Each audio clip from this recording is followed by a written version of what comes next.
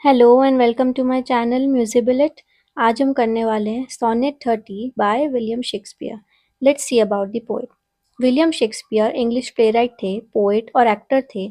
English के national poet कहलाते थे और साथ ही साथ बार्ड ऑफ एवन भी कहलाते थे। वो फादर थे इंग्लिश ड्रामा के। और मेनली किस वजह से उन्हें फादर कहा जाता था इंग्लिश ड्रामा का, कि उन्होंने बहुत सारे प्लेज लिखे थे। साथ ही साथ वो एक सेलिब्रेटेड पोएट भी थे जिन्होंने 39 प्लेज लिखे थे, 154 सॉनेट्स और 3 लॉन्ग नरेटिव पोम्स लिखी थी। यूनिवर्सल थीम्स देखने को मिलती है जैसे love, loss, jealousy, ambition and fate. Let's see about the poem. ये क्वार्टो 1609 के अंदर ही पब्लिश हुआ था। फेयर यूथ पोर्शन का पार्ट है ये, जिसमें इन्होंने जो मेनली फेयर यूथ है इसके अंदर किसी मेल को इन्होंने डेडिकेट करी थी, उसकी ब्यूटी पे और उसके बारे में ही लिखी थी। ये पोम जो है शेक्सपियरियन सोनेट फॉलो करती है, जिसे इंग्लिश सोनेट भी कहा जाता है। 14 लाइन्स में डिवाइडेड है, 3 क्वाड्रेंट्स हैं और लास्ट में कपलेट है। ये पोम फॉलो करती है A B C D E F G G pattern. और जो नरेटर हैं इस पोम के अंदर मेनली वो रिमेंबर कर रहे हैं, रिफ्लेक्ट कर रहे हैं पुरानी मेमोरीज को जो उन्होंने अपने फ्रेंड के साथ स्पेंड करी थी। Now let's read the pome. When to the sessions of sweet silent thought I summon up remembrance of a things past. I sigh the lack of many a thing I sought, and with old woes new wail my dear times waste. अब यहाँ speaker बोल रहे हैं कि जब मैं silently बैठ के अपने जब पास्ट की तरफ देखता हूँ, पास्ट में जितनी भी चीज़ें मैंने करी है उसको जब मैं रिमेंबर करता हूँ, I sigh the lack of many things, तो मैं बहुत डिसअपॉइंट फील करता हूँ, क्योंकि मुझे लगता है मैंने बहुत सारी चीज़ें लैक करी है, यानी कि जो मैं करना चाहता था वो मैंने नहीं करा, मैं फेल हो गया उन चीज़ों में। और जो जितने भी पुराने दुख थे, जितने भी वोज़ थे, ओल्ड वोज़ थे, उन सबको सोच के वापस से मैं उनको ज़िंदा कर देता हूँ। यानी कि जो मेरा प्रीशियस टाइम है, जो अभी का जो टाइम है, उसको भी मैं वेस्ट कर देता हूँ, पुरानी चीज़ों के बारे में सोच के, कंप्लेन करके। Then can I drown an eye unused to flow for precious friends hid in death's dateless night, and weep afresh love's long since cancelled woe, and mourn the expense of many a vanished sight.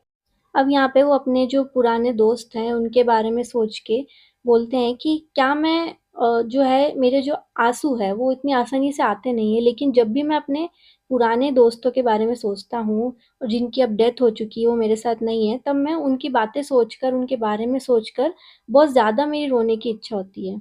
और अब जब वो पुरानी बातों के बारे में सोच रहे हैं तो उन्हें पुराने मोमेंट्स भी याद आ रहे हैं, वो लोग भी याद आ रहे हैं जिनके साथ वो मोमेंट्स उन्होंने बिताए थे।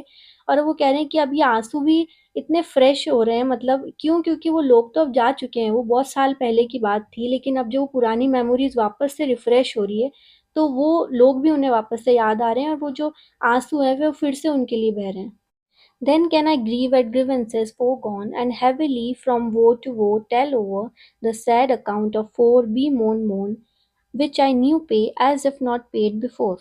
और अब इन्हीं पुरानी बातों के बीच में उन्होंने जो अच्छी मेमोरीज़ है वो भी याद आ रही है, साथ ही जो बुरी चीज़ें भी उनके साथ हुई, यानी जितनी इंसल्ट्स उन्होंने देखी अपनी ज़िंदगी में, या जितनी भी उन्हें कंप्लेंट्स थी, जो बुरे लोगों के बारे में या जो भी उनके साथ बुरा हुआ है उस बारे में, वो वापस से उन चीज़ों को दोहरा रहे हैं।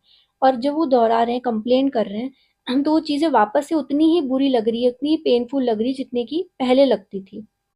But if the while I think on thee, dear friend, all losses are restored and sorrows end.